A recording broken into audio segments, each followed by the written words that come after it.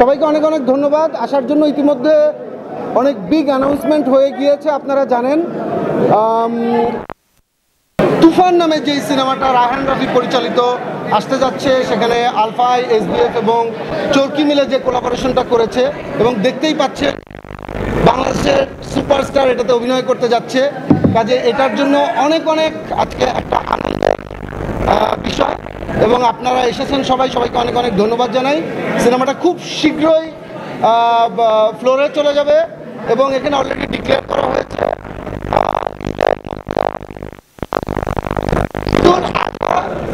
2024-এ এই সিনেমাটা রিলিজ হতে যাচ্ছে। আজকের অ্যানাউন্সমেন্টের মধ্যে দিয়ে আমরা আসলে বলতে চাই আজকে আমাদের অফিসিয়াল এই তুফান সিনেমার যাত্রাটা শুরু হলো। Thank you.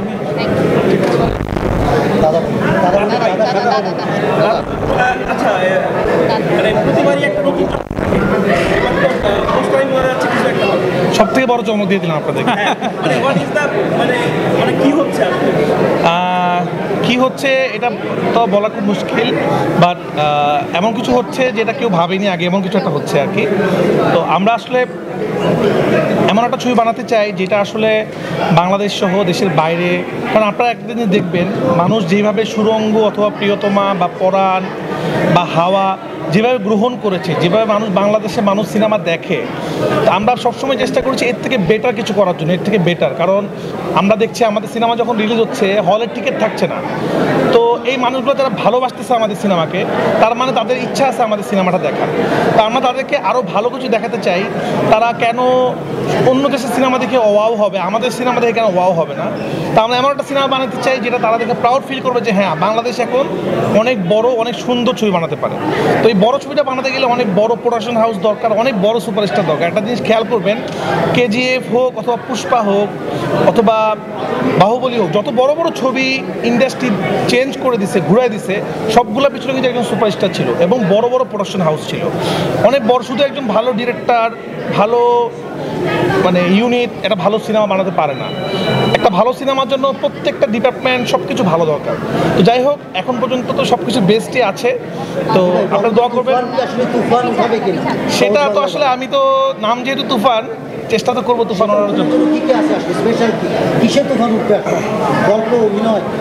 সব কিছুতে ইনশাআল্লাহ তুফান উঠবে। আপনার পোস্টার দেখে বুঝতে পারছেন এটা অ্যাকশন এবং ড্রামা জনরার ছবি। তো আমি খুব বেশি কিছু বলতে চাই না, কারণ আসলে আমি কাজ দিয়ে প্রমাণ করতে চাই কি হবে না হবে, ইতিহাস হবে না তুফান হবে, এটা সময় বলে দিবে। আসলে আপনারা সবাই দোয়া করবেন। ভাই, আপনি সুরঙ্গের সময় বলেছিলেন যে আপনি দর্শককে পানির ভিতরে নিয়ে যেতে চান, সুরঙ্গে ঢুকাইতে চান। তুফানে আসলে কি তুফান চাই আসলে আগে একটা তুফান সৃষ্টি হবে এবং হলে থেকে তুফান হয়ে আসবে, এবং তার মনে হবে সিনেমাটা আমি আবার দেখি, এবং আপনাদের সুপারস্টারকে নতুন রূপে আপনারা দেখতে পাবেন ইনশাআল্লাহ। সাকিব ভাই একটা ছোট প্রশ্ন, সাকিব ভাই বাকি দুই প্রোডিউসারটা শেষ করে আমরা সাকিব ভাই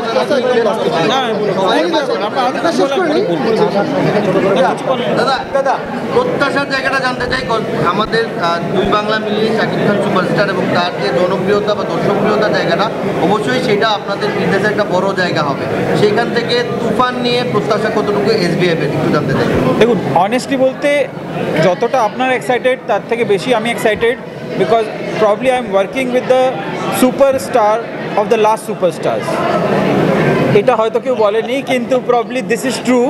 এরপরে একটা শাকিব খান তৈরি করা অনেক, মানে আমার নিজের তো মনে হয় না আমি এত বছর থেকে কাজ করি হবে বক্স অফিসের জন্যে। So we are very excited. আমার মনে হয় আমরা যে একসঙ্গে এসছি তার যে ইভেনচুয়ালি যে আউটপুটটা হবে, that will be world class. একটু ভাই আপনার কাছে জানতে দেবো।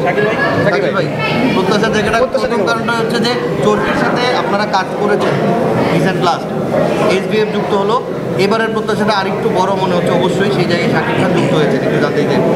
দেখেন, আমি তো বারবারই একটা কথা বলার চেষ্টা করছি যে এই যে সবাই বলছে যে অনেক বড় সিনেমা, অনেক বড় বাজেটের সিনেমা। আমি আসলে বড় সিনেমা বলতে শুধু বড় বাজেটকে বুঝাই না। বড় সিনেমা মানে হচ্ছে বড় কোলাবোরেশন, ঠিকঠাক ডিস্ট্রিবিউশন, ঠিকঠাক সিনেমাটা বানানো, ঠিকঠাক গল্প এবং ঠিকঠাক কাস্টিং।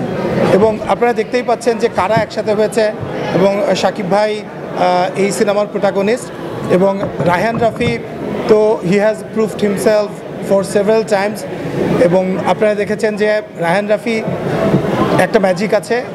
রায়হান রাফি যে সিনেমা বানাক না কেন সেই সিনেমায় একটা ডিফারেন্ট অ্যাঙ্গেল দেওয়ার চেষ্টা করে সবসময়, এবং আপনারা দেখবেন যে আমি বারবারই বলার চেষ্টা করেছি যে এই যে কম্বিনেশনটা আজকে, যে শাকিব খান এবং শাকিব খানকে নিয়ে রায়হান রাফি ডিরেকশন দিচ্ছে,